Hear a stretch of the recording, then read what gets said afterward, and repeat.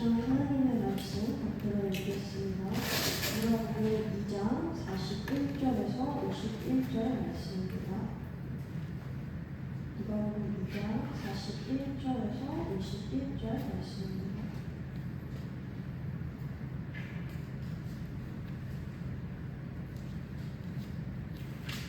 자, 받들어 읽겠습니다.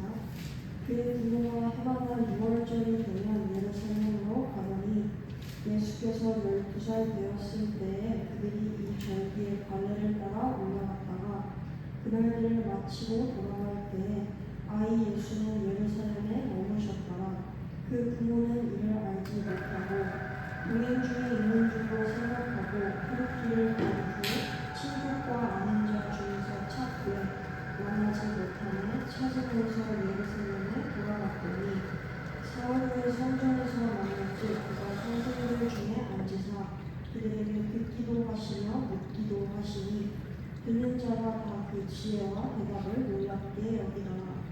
그의 부모가 보고 놀라며 그의 어머니는 이르되 아이야 어찌하여 우리에게 이렇게 하였느냐 오라 내 아버지와 내가 근심하여 너를 찾았느냐. 예수께서 이르시되 어찌하여 나를 찾으셨나이까 내가 내 아버지 집에 있어야 될 줄을 알지 못하셨나이까 하시니 그 부모가 그가 하신 말씀을 깨닫지 못하더라. 예수께서 함께 내려와사 나사렛에 이르러 순종하여 받으시더라. 그 어머니는 이 모든 말을 마음에 두니라.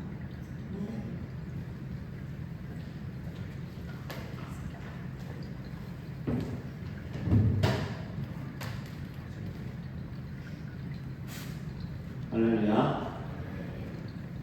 안녕히 주무셨어요, 여러분? 공주가 잘 지내셨죠? 수련회 갔다 온 친구들은 잘 쉬고 같아요, 그죠? 몇 명 빼고.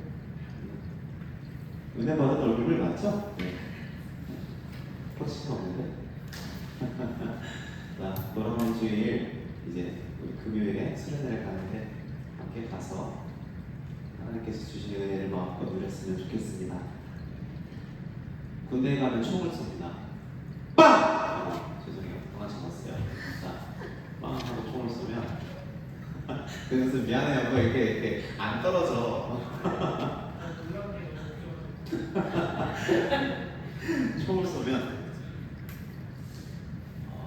총을 쏴고 하신 우리 청년생들 아시겠어요? 총을 쏘면 총이 앞으로 발사되고 그 옆으로는 탄피라는 게 빠져요. 이렇게 총알이 이렇게 투강하게 있는데 발사되는 부분이 있고 껍데기 빠져나오는 부분이 옆으로 툭 하고 빠집니다. 이 탄피 개수를 나중에 세요. 왜 셀까요? 총이 발사됐다는 걸 확인하는 거예요. 만약에 이 탄피가 하나가 없어지면 사람 목숨 하나가 없어진 거예요. 왜냐면 어디서 쏘는지 모르잖아요. 예를 들어서 누군가가 그 총알 하나를 주머니에 숨겼어. 그래서 총에 넣어가지고 자기 생활반으로 돌아와서 자기가 그렇게 싫어하는 5인승 병장을 쐈어. 그럼 탄피가 없어. 그럼 어떻게 알 거야? 이거를 알 방법이 없어요. 그래서 꼭 미안해 민성아, 내가 널 싫어하는 게 아니야. 이 탄피 개수는 정말 중요해요. 사라지면 밤새도록 찾아야 돼요. 그런데 제가 일병 때 사격을 하러 갔고 그 사격을 하는 그날에 탄피가 하나 없어졌어요. 와, 집에 다 갔다. 이제 쉬러 다 갔다라는 생각을 하고 찾기 시작했는데 감사하게도 날이 어두워지기 전 한 4-5시간이 걸려서 열심히 찾았어요. 제가 이거를 왜 말씀을 드리냐면 여러분들도 경험해 보셨을지 모르겠지만 무언가를 잃어버리는 것은 순식간인데 찾는 데는 엄청난 시간이 소요된다는 거예요. 제가 예전에 한번 말한 것 같아요. 목사님이 대학교 그 복사실에서 복사를 한번 한다고 컴퓨터에 USB를 딱 꽂았다가 복사를 하고 USB를 어디다 빼놓고 강의를 듣고 보니까 USB가 없어. 신경만 쓰면 잘 챙겨둘 수. 죄송해요, 제가 USB를 항상 잃어버리네요, 수영분들. USB를 제가 항상 어디선가 놓치는데 제가 그 USB를 어디서 찾았다고요? 필통. 그 필통에서 얼마 만에 찾았다고요? 6개월. 참 웃기죠? 제가 생각해도 웃겨요. 잠깐만 신경 쓰면 되는데 순간 딱 놓쳐서 잃어버린 게 6개월을 가요. 저희가 그 필통에서 USB를 봤을 때 얼마나 황당한 건지. 잃어버리는 것은 한순간이에요, 여러분. 꼭 탄피 USB뿐만이 아니라 여러분들의 인생에서 소중한 것들은 잃어버리는 건 한순간이에요. 그러나 그것을 되찾는 과정은 절대 쉽지 않아요. 어떤 게 있을까요? 여러분들 젊으니까 순식간에 사라질 겁니다. 여러분들의 주변에 소중히 여기는 사람들, 여러분들이 신경 쓰지 않는 순간 순식간에 여러분 곁을 떠날 거예요. 그 외에도 여러분들이 지금 소중하게 여기지 않는 여러분들의 학업 시간들, 나중에는 되찾고 싶어도 찾지 못하는 순간들이 될 겁니다. 어찌됐건 우리 인생의 여러 가지들은 우리가 순간 놓쳐버리면 잃어버리고 다시 찾는 데는 너무 많은 것들이 필요할 수도 있다는 겁니다. 오늘 우리가 읽은 이야기는 요셉과 마리아, 예수의 부모가 예수님을 잃어버리는 사건이에요. 우리 누가복음 2장을 3주 전에 나눴어요. 기억나요? 가이사 아구스토의 호적하라? 호적 기억나요? 호적하러 기억나요? 괜찮아요? 기억 안 나고요. 어찌됐건 그 만삭의 마리아가 아우구스투스 황제의 명령에 따라서 호적하려고 다시 베들레헴으로 갔다가 또 숨는 그런 이야기를 나눴는데, 오늘 이야기는 그 아이가, 그 뱃속에 있던 아이가 12살이 되었고 유월절을 지키려고 예루살렘 성전으로 가는, 저번에도 말씀드렸지만 갈릴리에서 예루살렘 성전까지, 그러니까 예수의 가족이 유월절을 지키려고 예루살렘 성전까지 가는 그 거리가 150km 가까이 돼요. 그러니까 150km 뛰면 1시간이면 갈 것 같죠? 절대 그렇지 않죠. 몇 날 며칠을 걸어서 가야 했던 거리, 먼 거리예요. 그런데 예수의 가족은 매년, 원래 유대인들이 그랬어요. 절기를 지키려고 요즘처럼 차 타고 딱 주일 시간 한 20분 전에 출발해서 20분 후에 도착해서 예배드리고 그러지 않았어요. 절기가 있으면 몇 날 며칠 전부터 시간을 다 조정해놓고 그 예루살렘 성전으로 가서 유월절 제사를 드리고 집으로 또 몇 날 며칠을 걸려서 오는 이런 삶을 살아갔단 말이죠. 예수의 가족들도 몇 년 동안 항상 그랬겠죠. 유월절을 지키려고 예루살렘 성전을 며칠 걸려서 왔다가 유월절 행사가 끝나면 다시 집으로 몇 날 며칠 걸려서 와. 이런 반복된 생활을 했는데, 하필 예수가 12살이 되던 때, 여기서 12살 손 들어봐요. 12살? 여기 없나? 만 12살. 서준이 조심해. 12살이 내 몇 살이지? 잠깐만. 자, 12살이 되던 예수님이 12살이 되던 해에 사고가 터졌어요. 뭐라고요? 예수님을 잃어버린 거예요. 유월절 행사를 다 하고 이제 집으로 가려고 사람들끼리, 갈릴리 가는 사람 나오세요, 다 같이 갑시다 해서 다 같이 몰려서 나왔어요. 그리고 하루길을 내려와서 한 30km? 한 20km 걸어왔겠죠. 이렇게 걸어왔는데 마리아와 요셉이 뭔가 기분이 쎄해. 이상한데? 하고 봤는데 누가 없어요? 예수가 없는 거예요. 소름이 돋았겠죠. 마리아와 요셉이 부지런히 다시 예루살렘 성전으로 올라와요. 사실 이게 조금 이해가 안 되긴 하잖아요. 하루를 걸어가는데 자기 아들이 없어진 걸 모른다고? 되게 아들 입장에 서운하지 않을까요? 그죠? 하루 길을 걸어가는데 모르는 거예요. 근데 이 당시에 그게 가능했던 게, 우리가 성경에서 그 선한 사마리아인의 이야기를 보면 왜 이제 여리고로 가는 길에 강도 만난 이웃들에 대한 이야기가 나와요. 당시에 먼 거리를 가면 우리나라로 말하면 산적 이런 사람들이, 도적들이 있었어요. 강도들이. 그러니까 여행객들에게 돈을 뺏고 죽이고 했던 일들이 굉장히 많았단 말이에요. 그러니까 갈릴리에서 베들레헴으로 가기까지 그 먼 거리를 사람들이 한 가족만 간 게 아니라 동네 사람들끼리 다 뭉쳐서 다녔어요. 맨 앞에는 어르신들, 그리고 여성들, 그리고 아이들, 그리고 맨 뒤에 성인 남자들이 지키면서 다 같이 동네 사람들이 예루살렘으로 갔다가 예루살렘에서 다시 사는 곳으로 돌아오는 그런 과정을 거쳤단 말이죠. 그러니까 요셉은 호적상으로 예수의 아버지 요셉은 성인 남자들이랑 저 맨 뒤에 있었을 것이고, 마리아는 여기 엄마들이랑 있었을 것이고, 예수는 초등부에 있었겠죠. 초등부 애들이랑 같이 있고. 그렇게 해서 움직이니까 올 때도 이렇게 왔고 갈 때도 이렇게 오고 매년 이렇게 해서 아무 문제 없었어요. 그런데 하필 이 12살이 되던 해에 올 때는 잘 왔는데 집으로 돌아갈 때 보니까 그 애들 초등부에 예수가 없는 거야. 초등부 담당자 나와. 누구야? 했는데 없는 거지, 예수가. 그래서 마리아와 요셉이 부랴부랴 예루살렘 성전으로 돌아온 거예요. 그래서 그 와서도 제대로 금방 못 찾았어요. 하루 종일 찾다가 성경 46절에 오늘 읽은 거에 보니까 사흘 후에 성전에서 만났다 그래요. 그러니까 제가 봤을 때는 내려갔을 때 하루, 올라올 때 하루, 그리고 찾는 거 하루 해서 사흘 만에 만난 거예요. 거의. 얼마나 애가 탔을까요, 그죠? 여러분들은 애가 없어서 잘 모르는 거 아니에요? 저도 없어요, 몰라요. 권사님 아시지 않겠어요? 권사님밖에 모르겠다. 애가 없어지는 기분이 어떨까요? 그죠? 그러니까 제 동생이 한번 없어졌어가지고 난리가 났었는데 저도 어렸을 때 기억이 안 나서 어떻게 그 사흘을 못 찾는 거야, 애를. 그것도 심지어 마리아와 요셉이 무슨 고생을 했습니까? 그 아구스도 황제 덕분에 간신히 숨어 살면서 그 애에 대한 오해를 다 감싸 안고 성령께서 주신 그 놀라운 일들을 경험하면서 간신히 키워놓은 애가 없어진 거예요. 그리고 사흘 만에 만났으니 보통 엄마였으면 가서 등짝 스매싱을 갈겼겠죠. 그게 당연한 거 아니에요? 여러분들이 부모님한테 말도 안 하고 제주도에 3일 동안 있다가 엄마 아빠가 제주도에 와서 찾았다고 생각해보세요. 제주도가 꿈의 섬일까요? 곱지 않을까요? 완전히 실컷 얻어맞고 오겠죠. 그런데 예수님께서 그 12살짜리 예수가 대답하는 게 너무 황당해요. 오늘 우리가 읽은 48절, 49절 말씀 제가 한번 읽어보겠습니다. 48절, 49절입니다.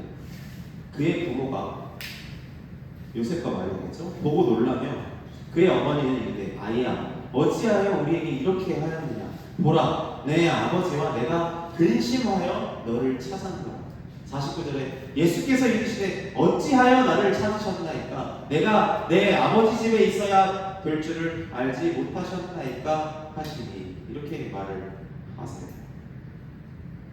이해가 되세요? 어찌하여 나를 찾으셨나이까 안 찾았어야 된다 맞죠?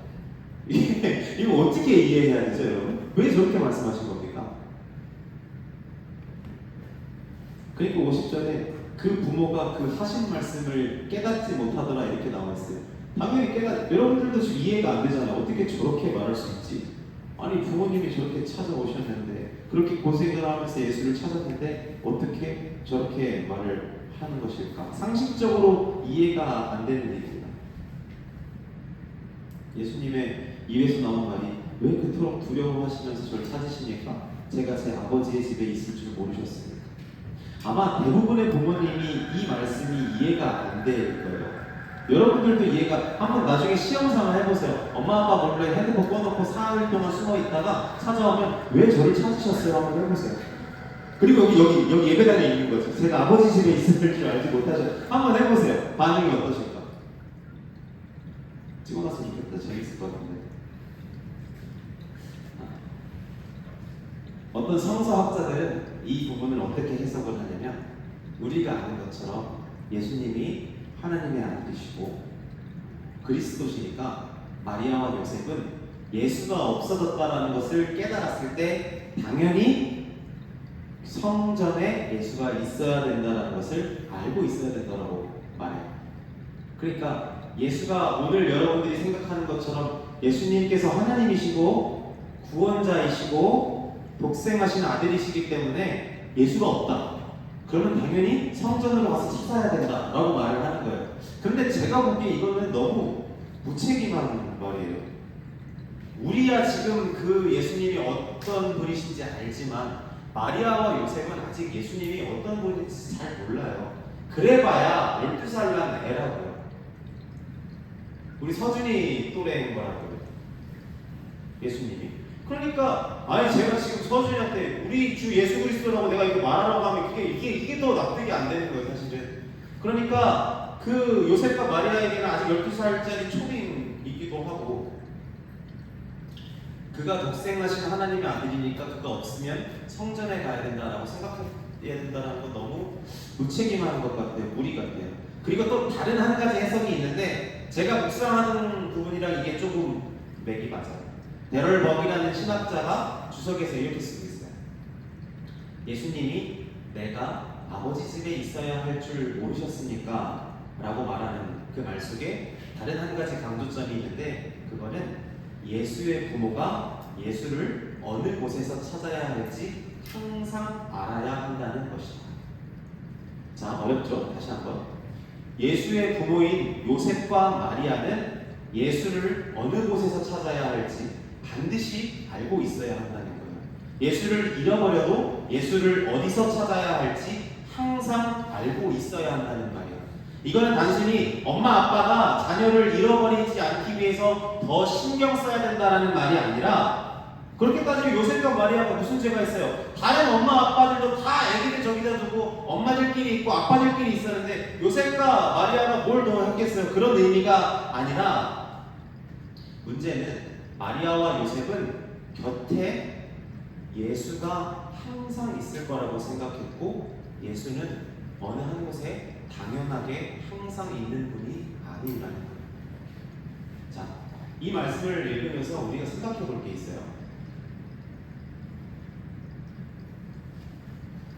여러분들, 제가 하나 물어볼게요. 예수님이 어디 계시죠? 제신이? 교회. 맞죠? 저렇게도 배우셨죠? 참기 예수님 어디 계시죠? 마음속에. 저기 장기를 말고 심장, 네. 하트. 자, 우리 예수님 어디 계실까요? 주원이? 머리에 있을 수 있죠. 자, 우리 기석 선생님, 예수님 어디 계실까요? 마음. 유영이 어디 계실까요? 어디에나 계실까요? 아니, 여러분 보세요. 지금 다 우리가 잘 배운 말씀들을 했어요. 예수님 우리 마음에 계세요. 우리 생각 속에 계세요. 우리와 함께 계세요. 어디에나 계세요. 성전에 계세요. 성경에 계세요. 그런데 오늘 이 말씀은 무슨 말을 하냐면, 그래서 정말 지금 너와 예수님께서 함께 계시냐는 거예요. 우리는 예수님이 어디 계셔야 되는지 잘 배웠어요. 예수님 당연히 우리와 함께 계시지. 예수님 당연히 내 안에 계시지. 우리 인생에 함께 계시지. 우리와 동행하시지. 예수님 교회에 계시지. 예수님 예배 드릴 때 함께 계시지. 그런데 이 말씀이 오늘 말해준 건 뭐냐면, 그래서 지금 너와 예수님이 함께 계시냐는 거예요. 여러분, 우리가 하나님께서 어디 계시는지를 빈칸을 비워놓고 답을 채워넣는 건 할 수 있어요. 그런데 여러분들의 인생 가운데 예수님께서 함께 계시느냐는 거예요. 마리아와 요셉은 당연히 예수님이 나와 함께 계실 거라고 생각했어요. 당연히 계셔야 할 곳에 예수님께서 계실 거라고 생각했어요. 그런데 오고 나니까 잠깐 생각을 놓치니까 예수님께서 안 계신 거예요. 오늘 이 데럴 버기라는 신학자가 말하는 게 그거예요. 우리는 예수께서 항상 너와 함께 계실 거라고, 당연히 여기 계실 거라고 생각하는데, 과연 정말 예수님께서 거기 계시느냐 배묻고 있다는 거예요. 어떠세요? 여러분들의 학업과, 여러분들이 학원에 가고 친구를 만나고, 여러분들이 부모님을 만나고 신앙생활을 하고 교회에 와서, 그래서 정말 여러분들이 예수님을 만나십니까? 오늘 성경은 그걸 물어보는 거예요. 그래서 너의 인생에 예수님께서 함께 계시느냐? 적어도 마리아와 요셉은 그렇게 생각하고 있었는데, 오늘 이 말씀을 보니까 그 아들 예수가 그들과 같이 안 계셨던 거죠. 우리는 신앙에 대해서 너무 잘 배웠어요. 학습이 잘 되어 있죠.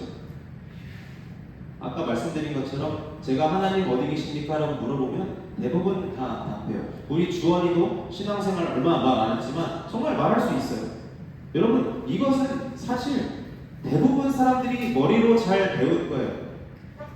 그런데 자기 인생 가운데 그 당연하게 거기 계실 거라고 생각했던 분이 계시지 않는다는 것을 깨닫는 자가 많이 없어요.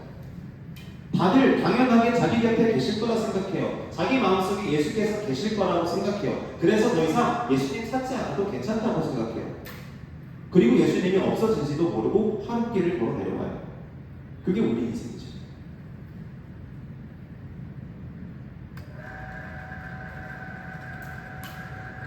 우리가 읽은 말씀은 하나님께서 나 항상 어디에 있으니까 너는 거기로 오면 된다 라고 정답을 말씀해 주시는 내용이 아닙니다. 오늘 우리가 읽은 이 본문은 두 가지를 말해주고 있어요. 먼저는 마리아와 요셉에게 예수님은 다른 아이들처럼 알아서 잘 오겠거니 내버려 두면 안 되는, 반드시 어디 계신지 알아야 하는 특별한 존재라는 거예요. 다른 애들처럼 그냥 내버려 두면 안 되는 분, 반드시 어디 계신지 알아야 하는 특별한 존재라는 것. 두 번째, 너희가 예수가 어디 계신다는 것을 당연히 아는 것처럼 생각하고 어딜 가면 동상처럼 지키고 서 있는 존재처럼 당연하게 여기는데 과연 너희 인생길에 예수가 같이 계시는가 하고 묻고 있다는 거예요. 이 두 가지. 예수님이 항상 어디 계신지 우리는 알아야 한다. 그리고 우리 인생에 과연 예수가 함께 계시는가 돌아가야 한다. 한번 상상해 볼까요? 우리가 지금 예루살렘에서 나사렛으로 가는 길로에 있어요. 우리는 지금 많은 사람들과 같이 있어요. 구름같이 허다한 우리 주민들과 있습니다. 그리스도인들과 우리 교단순례에 갔다 왔죠? 수백 명의 사람들에 쌓여 있습니다. 하룻길을 내려왔어요. 그들과 요란하게 할렐루야 외치면서 하룻길을 막자지껄 정신없이 내려왔는데 정신 차리고 보니까 문득 예수님이 어디 계시지? 하고 찾아봤는데 당연히 계실 거라고 생각한 곳에 예수님이 안 계신 거예요. 남들이 거기 계실 거야 하고 가서 찾아봤는데 안 계세요. 교회에서 어디 가면 계실 거야 하고 알려줬는데 안 계십니다. 정신없이 분주하게 걸어가는데 문득 정신이 드는 거예요. 우리 인생 가운데 예수님 어디 계시지? 예전에 만났던 곳에도 가보고 사람들이 말하는 곳에도 가보고 배웠던 곳에도 가보고 그런데 계시지 않죠. 어쩌면 내가 너무 멀리 왔나? 라는 생각도 들고 교회, 집, 성경, 유튜브, 페이스북 사방에서 하나님의 흔적을 느껴지는데 어디 계시는지 모르는 거예요. 여러분 길 가는 사람들 붙잡고 물어보세요. 여러분도 하나님에 대한 소식들, 성경의 메시지들 사람들이 못 읽을 것 같아요? 우리만큼 읽어요. 이미 길거리에 성경에 관한 지식들, 여러분들이 아는 많은 하나님에 관한 이야기들이 세상 천지에 널려 있어요. 그럼 한번 물어보세요. 그래서 하나님 어디 계신가요? 너희 인생에 같이 계시냐고 한번 물어보세요. 오늘 우리가 주님의 말씀에 다시 한번 귀를 기울여 보면 49절에 예수께서 이르시되 어찌하여 나를 찾으셨나이까? 내가 내 아버지 집에 있어야 할 줄을 알지 못하셨나이까 하시니, 여기서 내 아버지의 집, 그리스어로 엔토이스투 파트로스모라는 말인데 직역하면 나의 아버지 안에 있어야 할 줄을 알지 못하셨습니까? 다시 말하면 예수님은 하나님께서 임재하시는 곳에 계시죠. 예수님은 아버지와 함께 계시죠. 제가 작년 여름 이때쯤이었던 것 같아요. 여름 사역 작은 교회가 연합해서 수련회 하는 제가 스텝으로 갔었는데 거기서 중학교 그 친구가 3학년이었던가 고1이었던가 민성이 또래였나 그랬던 것 같아요. 근데 그 친구는 시각장애인이에요. 나면서부터 눈이 안 보이는 게 아니라 한 몇 년 됐대요. 3년? 그때부터 서서히 눈이 안 보이기 시작하더니 지금은 거의 안 보여요. 그러니까 한쪽은 아예 안 보이고 한쪽만 이게 뭐가 있다라는 것만 안 돼요. 그래서 그 친구가 화장실을 갈 때도 제가 이렇게 제 팔을 잡게 해줘야 되고, 예배당을 갈 때도 턱이 있으면 턱이 있다고 알려줘야 되고, 말씀을 읽을 때도 그 친구는 그 시각장애인들이 읽는 그 전자로 된 그런 걸 읽어야 돼요. 정말 재밌는 건 우리 너무 멀쩡한 눈 두고 성경 잘 안 보는데 그 친구는 그게 닳도록 됐더라고요. 그 친구랑 제가 3일을 같이 보내면서 새벽에 화장실 가고 싶다고 하면 제가 붙들고 가고, 어떻게 보면 제가 그 친구의 눈의 역할을 했던 것 같아요. 근데 어느 이튿날이었나? 교제 시간에 나눔을 하는 시간이 있었어요. 그런 질문이었어요. 당신은 언제 주님과 가장 친밀한 교제를 누리십니까? 이런 질문이었는데 그 친구가 이런 대답을 했어요. 아무도 없는 곳, 옥상에 혼자 서서 하나님께 기도할 때 더 깊은 교제를 누립니다. 이런 말을 하더라고요. 여러분, 그 친구는 눈이 보이지 않아요. 제가 팔과 어깨를 내주지 않으면 화장실에도 가지 못하고 교회에도 가지 못해요. 누군가 잡아주지 않으면 너무 많은 곳에 부딪혀야 돼요. 그 친구한테 눈에 보이는 장소는 크게 중요하지 않아요. 그 친구한테 중요한 것은 하나님과 교제할 수 있는 시간, 그리고 하나님과 교제하고 싶다라는 그 마음이죠. 그 시간과 마음이 만나는 것이 아버지의 집이에요. 하나님을 만나고 싶다라는, 그래서 구별하여 낸 그 시간과 하나님을 만나고 싶다라는 그 마음, 당신이 어디 계십니까? 라고 그 갈망하는 그 마음과 그가 구별하여 낸 그 시간이 만나는 그 자리가 내 아버지의 집이에요. 그 친구에게 그곳이 예수님을 만나는 장소예요. 내가 다시 한번 물어볼까요? 여러분, 하나님 어디 계세요? 많은 사람들이 자기가 살아가는 곳에, 눈에 보이는 곳에, 물질적인 곳에, 그곳에 하나님이 계실 거야, 해답을 가지고 있는데 자기 인생 가운데서 내가 하나님을 만나고 싶었었다는 구별한 시간과 마음이 만나는 장소가 있는가?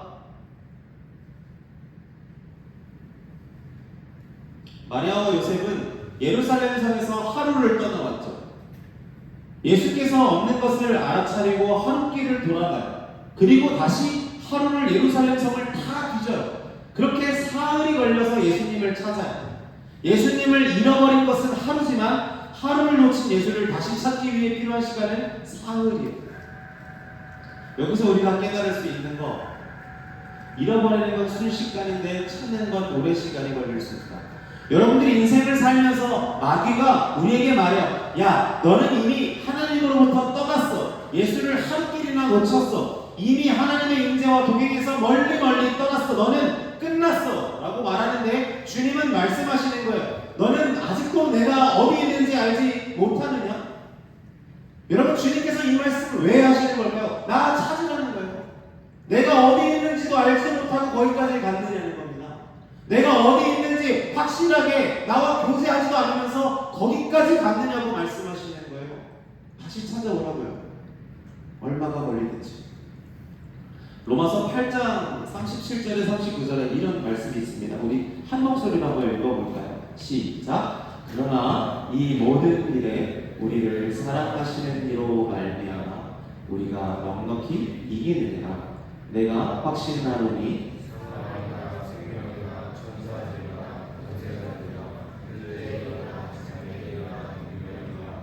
높음이나 깊음이나 다른 어떤 피조물이라도 우리를 우리 주 그리스도 예수 안에 있는 하나님의 사랑에서 끊을 수 없느니라. 여러분, 목사님의 자녀로 태어나도, 장로님의 자녀로 태어나도, 신앙생활 40년, 50년을 해도, 신학교에 다니고 전도사가 되고 목사가 되고 선교사가 되도 예수님 떠날 수 있습니다. 하나님을 잃어버릴 수 있습니다. 놓칠 수 있습니다. 그런데 다시 찾을 수 있어요. 그분을 찾으면 돼요. 왜냐하면 그 어느 것도 우리를 사랑하시는 예수님의 사랑에서 끊을 수 없기 때문에. 그것은 심지어 나도 마찬가지예요. 여러분, 내가 아무리 악하고 내가 아무리 어리석고 내가 아무리 미련해도 해도 예수님의 사랑에서 절대로 끊을 수 없어요. 여러분들이 교회를 욕하고 교회를 벗어나고 여러분들이 마음대로 살고 세상에서 비윤리적인 모든 일들을 다 할지라도 여러분들을 향한 예수님의 사랑에서 끊을 수 없느니라가 바울의 고백이에요. 못 끊어요. 그러니까 돌아서서 다시 예루살렘 성전을 찾아 예수님을 찾아 올라가는 시간만 있으면 돼요. 그것이 3일이든 3개월이든 3년이든 일평생이든 찾아서 돌아가면 만나요. 다시 여러분들 인생에 예수님께서 함께 하실 것이고 예수님과 동행하는 인생을 살게 될 거예요. 제가 오늘 설교 제목을 내 마음 그리스도의 집이라고 잡았는데 나 뭐가 아껴야 되는데 자, 로버트 머머라는 분이 쓰신 책 이름이에요. 내 마음 그리스도의 집. 거기서 이런 내용이 있습니다. 좀 많은데 제가 천천히 읽을게요. 여러분들이 노란색 글씨가 나오면 읽어주세요. 파란색, 노란색.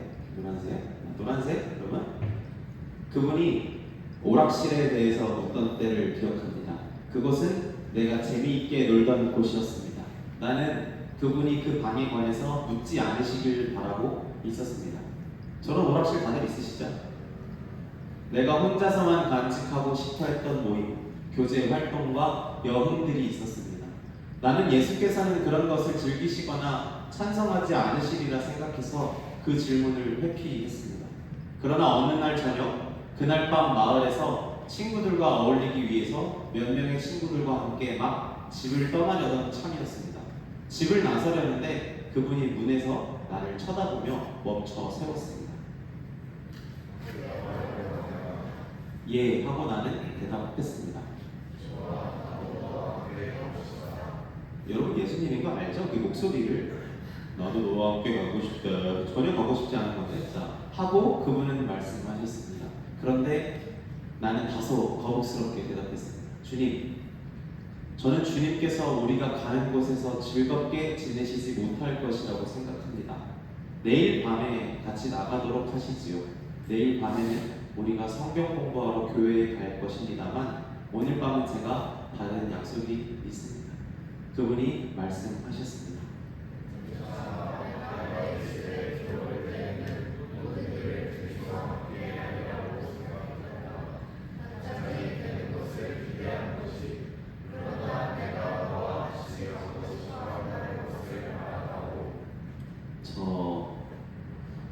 내일 밤에는 우리가 같이 갈 수 있습니다. 그날 저녁 나는 비참한 시간을 보냈습니다. 내가 초라하게 생각되었습니다. 그분이 기뻐하시지 않는 것을 뻔히 알면서도 그런 일을 하며 그런 곳으로 가면서 고의적으로 그분을 나의 교제권 밖으로 몰아냈는데 도대체 나 같은 게 무슨 그리스도의 친구란 말입니까? 그날 저녁 집으로 돌아왔을 때 그분의 방에는 불이 켜져 있었습니다. 나는 올라가서 그분과 함께 이 일에 관해 말씀드렸습니다. 내가 잘못했음을 인정했습니다. 주님, 저는 교훈을 하나 깨달았습니다. 저는 당신 없이는 행복한 시간을 보낼 수가 없습니다. 앞으로는 모든 일을 함께 하도록 하겠습니다. 그런 다음 우리는 집에 오락실로 내려갔습니다. 주님께서는 그 방을 바꿔놓으셨습니다.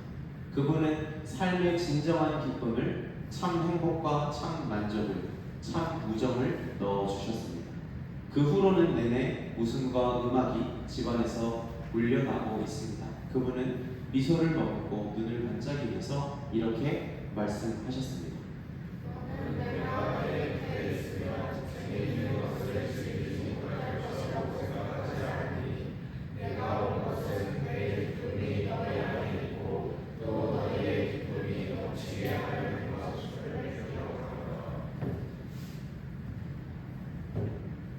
중요한 것은 주님과 같이 있는 시간과 마음이지 장소가 아니라는 것을 기억하시기를 바랍니다.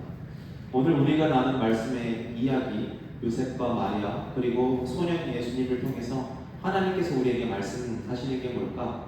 너가 지금 걷고 살아가는 그 길 위에 내가 어디 있는지 알고 있느냐? 그런 겁니다. 혹시 내가 진즉부터 너와 같이 없는데 그것조차 깨닫지 못하고 있는 것은 아니냐라고 묻고 계신 겁니다.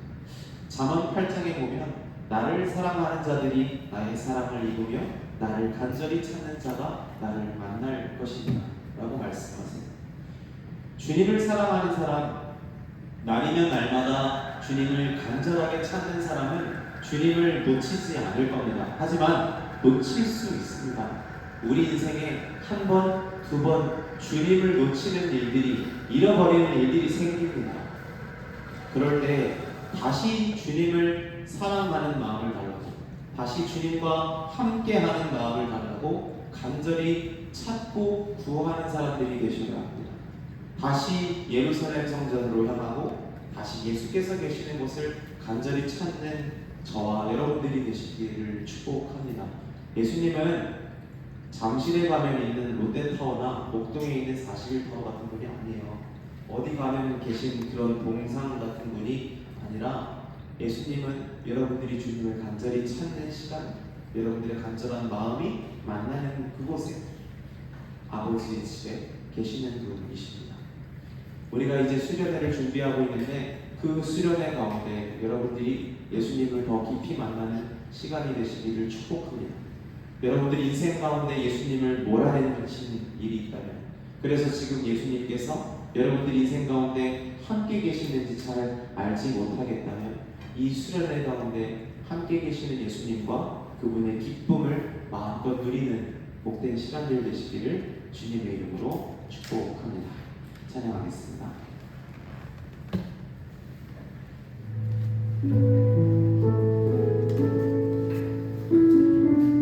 목사님 어제 목이 완전히 안 나와서 오늘 어떡하지 고민을 많이 했는데 하나님께서 소리 지를 수 있는 목을 회복시켜 주셨습니다.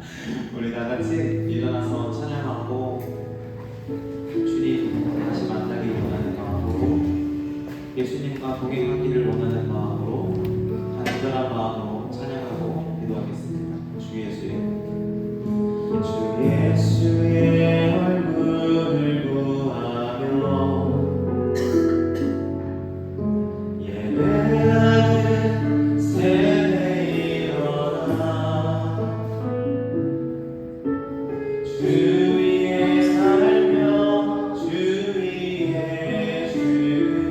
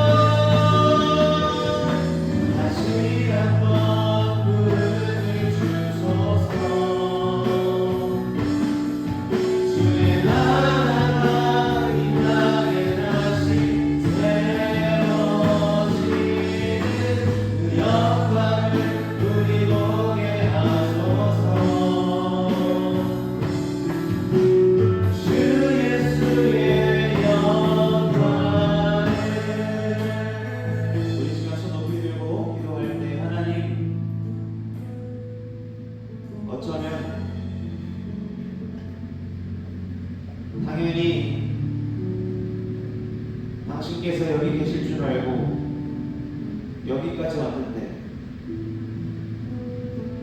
당신의 흔적도 찾지 못한 채 너무 멀리 와버린 것은 아닌지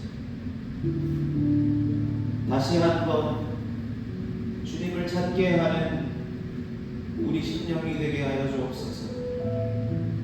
다시 한번 주 예수의 은혜를 구하며 우리와 영원토록 함께 있고자 하시는 주님의 마음을 깨닫는 우리가 되도록 다시 한번 주님을 찾는 예루살렘 그 길에 서 있을 수 있도록 우리의 마음이 주님을 향할 수 있게 하여 주시옵소서. 우리 다 같이 기도함으로 나아가겠습니다. 할렐루야. 하나님, 우리가 온전히 주님을 찾게 하여 주님 앞으로 나아가게 하여 주님께서 이곳에 계시지 않았다는 것을 주님, 내가 여기까지 왔는데 주님이 여기 계시지 않는다는 이 사실을 하나님 어쩌면 여기 계신 줄 알고 하나님 여기면 내 줄 알고 이쯤이면 내가 주님의 사람인 줄 알고 여기까지 왔는데 주님께서 어디 계신지도 알지 못하고 이 멀리까지 와서 주님을 찾고 있는 우리의 영혼을 주님 불쌍히 여겨주시옵소서.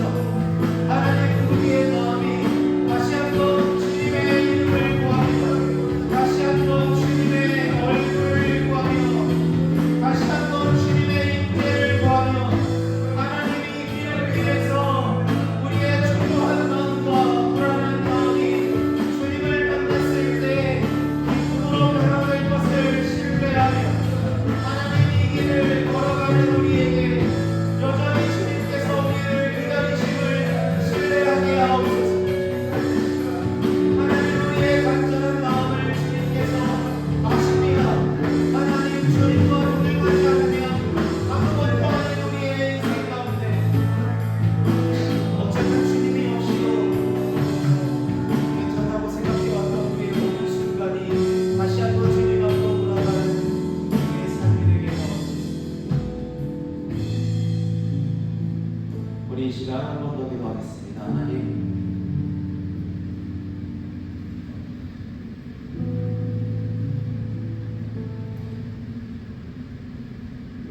우리를 사랑하시는 주님, 우리를 사랑하셔서 죽기까지 아버지의 뜻에 순종하시고 아무도 우리 대신 가려 하지 않는 그 길 위에 혼자 걸어서 그 길을 걸어가신 주님,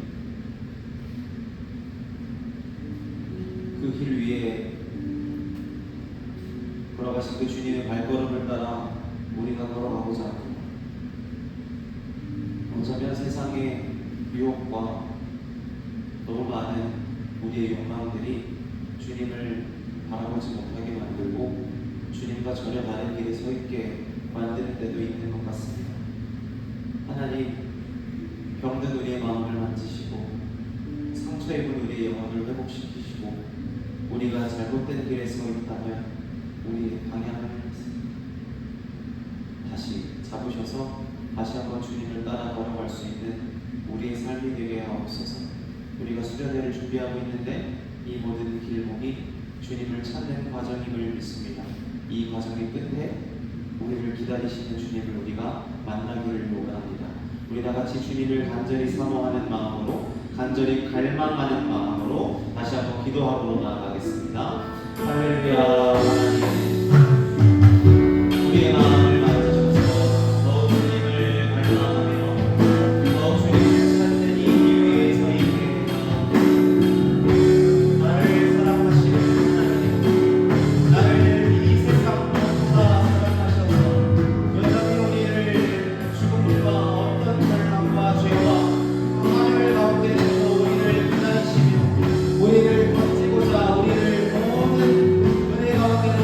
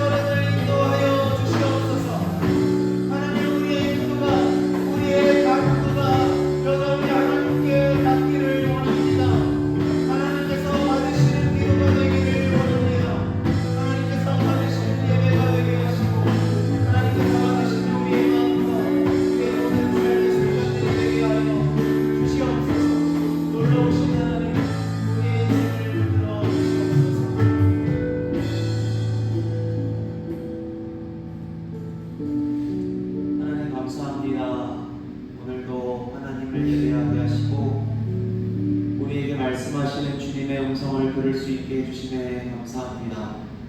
성령 하나님 여전히 우리 심령 안에 함께 해주심에 감사합니다. 우리가 너무 어리석고 게을러서 주님의 음성을 듣는 것에 태만한 모습들을 가졌던 것을 회개합니다. 주님의 음성에 귀를 기울이고 주님과 같이 걸어갈 수 있는 우리 삶이 되게 하옵소서. 주님 없이 살아가는 인생이 결국은 비참하고 외롭고 슬플 따름인 것을 미리 깨닫게 하시고 주님 안에 있는 그 평안과 기쁨을 누리게 하시는 주님의 그 사랑의 품으로 안길 수 있는 여기 있는 모든 형제자매들 되게 하옵소서. 우리의 모든 발걸음이 주님을 향한 발걸음이 되게 하시고 우리의 모든 생각이 주님을 향할 수 있는 주님의 귀한 아들, 딸들 되게 하옵소서. 하나님, 우리 삶과 한 주의 모든 것을 담아 우리의 마음과 예물과 예배를 당신께 올려드립니다. 기쁘게 받으실 줄 믿습니다. 이 모든 것이 하나님께서 이 땅 가운데 역사하시는 것들의 재료가 되게 하시고 갈수록 하나님께 드릴 수 있는 우리의 감사와 기쁨이 넘쳐나는 삶이 되게 하여 주시옵소서. 예배에 오지 못한 많은 친구들의 발걸음을 재촉하셔서 여전히 그들을 사랑하시는 당신의 목소리를 듣게 하시고 우리가 준비하고 있는 이 수련의 모든 일정 가운데 우리가 아니라 하나님께서 말씀하시는 복된 시간이 되게 하여 주시옵소서. 모든 예배의 영광을 온전히 주님께 올려드립니다. 주님 기뻐 받아 주시옵소서. 지금은 우리 주 예수 그리스도의 은혜와 하나님 아버지의 만극하신 사랑하심과 성령 하나님의 충만한 위로 교통하심의 역사가 오늘 주님을 찾기를 원하고 주님과 동행하기를 원하는 주님의 거룩한 아들, 딸들 머리머리 위에 이들의 가정과 이들의 학업과 이들이 관계하는 모든 순간들 속에 이제로부터 영원까지 함께 하시길 간절히 축원하옵나이다. 아멘. 할렐루야.